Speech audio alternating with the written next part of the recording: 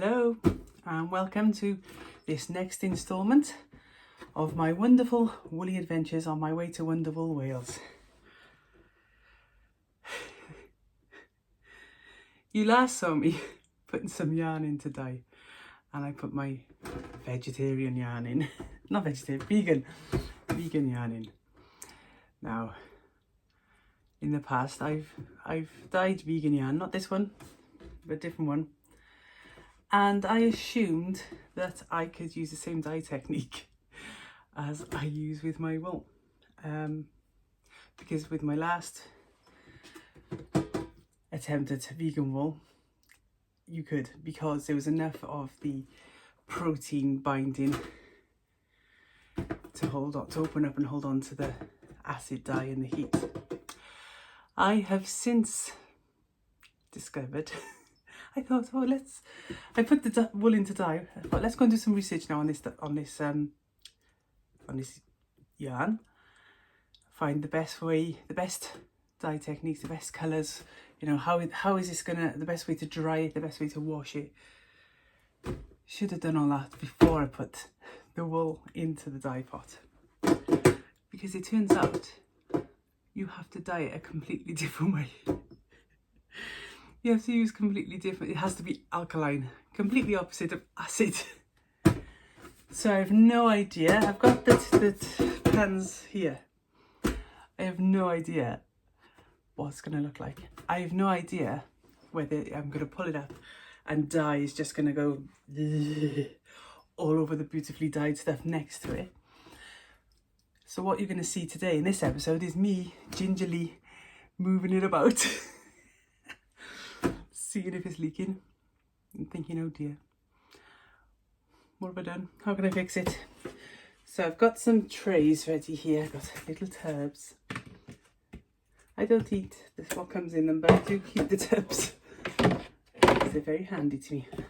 Trays, various amounts of trays. Situations like this, we want to try and keep it all separate. Okay, so I'm gonna just move it down here. Oh, before we go down there, have I said hello? I think I did. Hello and welcome.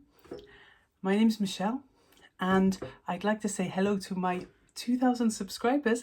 How did that happen? Excellent stuff. Thank you all. Thanks for watching and thanks for coming back. It's very motivational, and on cold days like this, where I don't really want to be up here, so I'm just coming up to get this yarn out and wash it. I don't really want to be dyeing any yarn today because it's a bit cold. I'm hoping I'll warm up in doing this and then be able to motivate myself to dye some more. But yes, let's get on with it. And if you haven't already, please do like and subscribe so you can make sure that you don't miss out on my good times and my nerve-wracking times. So here we go, ready?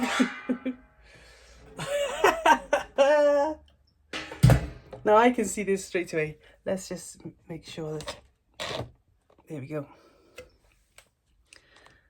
Can you see this? So have a little guess as to which yarn has taken up the dye and which yarn hasn't. So next we have to find out, is there any yarn? Oh yeah, look, it's still,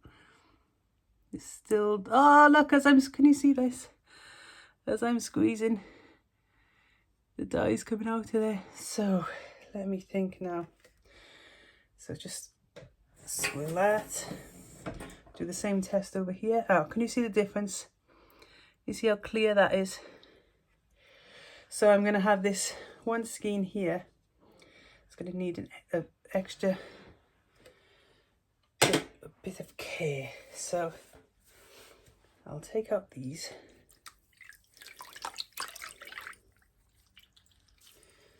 And as you can see, the colour has taken beautifully to these. This is called Enter the Furnace.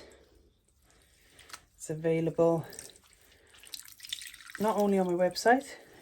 Here we go, you see it? You can see why it's called Enter the Furnace, can't you? Yeah, so this is available on my website, but also at the shows. I always make sure I've got this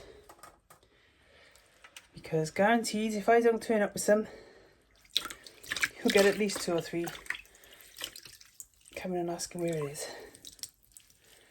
Okay. Right then, this is one I've got. Oh, this water is cold because I've left it. And it's been icy up here. We've had snow in our area. So this is probably close to freezing, which is not a good thing. So I'm just going to gently prise this one away.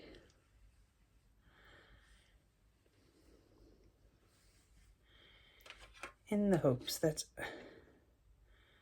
none of the dye that's still floating about from there jumps onto this one. There we go. Okay. Okay, so this is now. Oh, this is pretty colour, but as you can see, it just isn't what I was planning. So now I'm gonna just move it around a bit. Can you see there how the dye is still in the water there? So I've decided, I've ordered the stuff, the soda ash and whatnot, and the correct dyes. So I've decided that because that should be here tomorrow, I'm going to leave these to sort out till tomorrow. So we'll pop our lid on there. I'm just going to get my table over.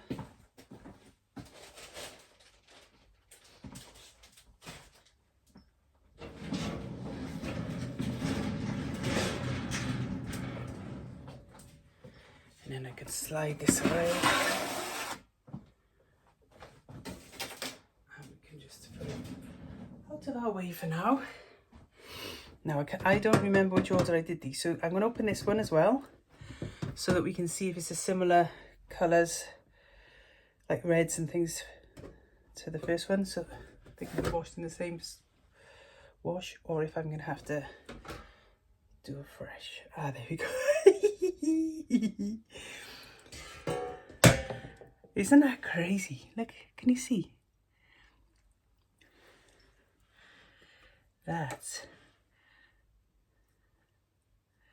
This is completely clear. You can see there, and we go there, completely clear. So give this a little. Oh, this one isn't so bad. Oh, looks like it's the purplier colours that are where the problem is. So I'm going to do the same as in the last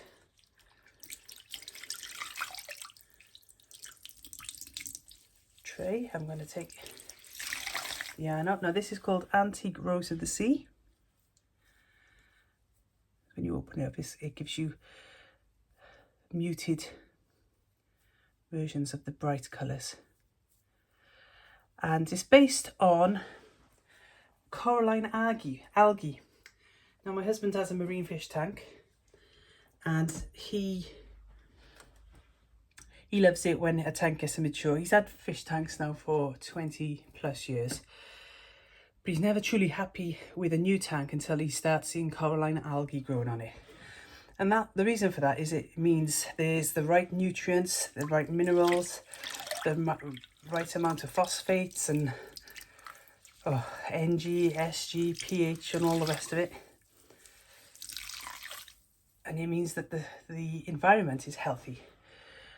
So coralline algae used to be called, in ancient times, the antique rose of the sea, because you'd look into the sea and you'd see these beautiful colours, almost flower-like, almost rose-like. That's another popular one. Quite often I have this, well, I almost always have this in stock. I always have it at the shows, but I also sometimes have it at You Felty Thing in Llandudno. Nikki and Wendy up there, they seem to like this colourway, and their customers like it as well. Right, so that's those two there, and I'm just going to dry my hands because this this water is really, really cold, as I've already said, but it's that cold that it needs mentioning again. Okay, so this is quite a quirky colourway. So I don't know if when my proper mordant arrives for this particular yarn, I don't know whether I'll keep it these colours or if I'll over dye them. If you have a preference, let me know. This one doesn't seem to be leaking as much as the other, but as you can see there is some leakage. Yeah. Okay, so again, we'll pop the lid on this one. And we'll slide it over to a safe, it's out of the way place. Now this one, I won't be taking this one out just yet, but I will open it up so we can have a look at it. So these are blues, dark blues, teals, royal blue, greys. Let's see what we've got. Ta-da! Well, that's interesting.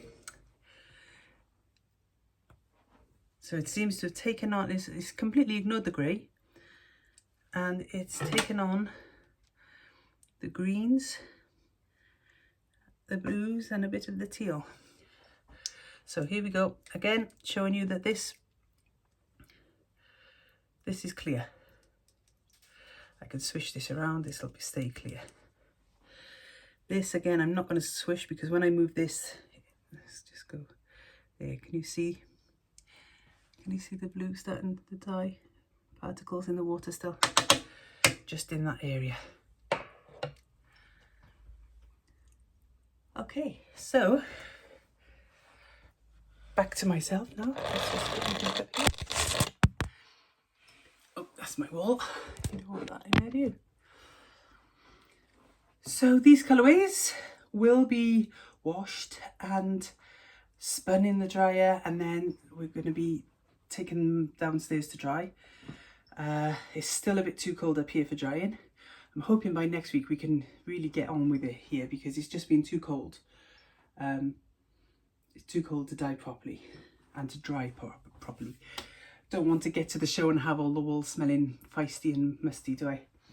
Or worse still, I've seen people, unfortunately, I've seen people turn up and they've got mould growing on their yarn, and I feel sorry for them when that happens, but it's living in a wet country. It's something we do have to watch out for. So I try to keep my wool away from the dye room as it's drying, because I don't want any moisture going back onto the yarn. I'll show you at some stage. I have these big black buckets that we mentioned in another video. The yarn will be dried, reskeined, labelled, barcode zapped hopefully, and put into my big black buckets. Safe away then from the cold, from the heat, and from the moisture. Ready to be opened magically at Wonderwool. So let's have a little look. My back wall there's not much of a dent there. I have been dyeing yarns. There's some gone from by there, and there is some gone from up there, but not that much, to be honest. I've been working on the paperwork side of things whilst it's been too cold. I could show you a video of that, but you'd probably be bored stiff, to be honest. But I'll tell you what, I'm going down to Ammonite Yarns on Tuesday. They're going to show me, they've introduced a barcode system to their shop.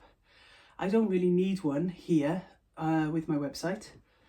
It's not cost efficient because they want like £74 a year plus £200 to have it in the first place. And for me, that's not cost efficient when I am only going to use the barcode reader for 2 shows. So I'll do it. I've bought barcode reader, and I'm going down to Jenny and Ruth, and they're going to train me up on their system so that I can add my stock to their system, so they haven't got all that hassle of doing that themselves. So I could show you that. I'm sure they'll be happy to say hello to you. Yeah, so we'll make that our next video. So if you are interested in seeing the other side of the coin, selling it in a bricks and mortar shop, look up for my next video. Subscribe, like, I think you can actually tick a box somewhere saying you want to be told when the next one is up. I'm not that up to, not up to date. I haven't looked it up, to be honest, to see how you do that. Because everybody that I follow, I just seem to automatically see their new things. But there we go. Anything else? Let me think now. No, I think we'll stop there. Thank you so much for joining me, and I'll see you next time. So bye for now. Bye.